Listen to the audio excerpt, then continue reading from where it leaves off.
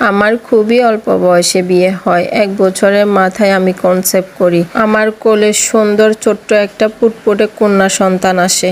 আমি স্বামী, সন্তান, শ্বশুর, শাশুড়ি সবাইকে নিয়ে হাসি খুশিভাবে বাঁচতে ভালোবাসি। আমার হাজব্যান্ড একটু গরম স্বভাবের মানুষ ছিল, তবুও সবকিছু মানিয়ে সংসার করতেছি। হঠাৎ করে রোহিতের এন্ট্রি হলো আমার জীবনে। তাও রোহিত আমাদের ফ্যামিলির পরিচিত একজন। রোহিত থাকতো প্রবাসে। আমার শ্বশুর মারা যাওয়ার পর খোঁজ নিতে ফোন করে রোহিত। সেই থেকে আস্তে আস্তে কথা বলা। প্রথমে রোহিত তার সুখ দুঃখের সব কথা আমার সাথে শেয়ার করতো। আমিও আমার সব কথা শেয়ার করতাম রোহিতের সাথে। খুবই ভালো লাগতো শেয়ার করতে। সেই থেকে আমার ভালো লাগা শুরু হলো রোহিতের প্রতি। রোহিতেরও আমার প্রতি ভালো লাগা বা ভালোবাসে রোহিতে আমাকে। রোহিত ছেলে হিসাবে প্রকাশ করে আমাকে ভালোবাসে, কিন্তু আমি প্রকাশ করতে পারি না। আমার স্বামী, সংসার, সন্তান আছে।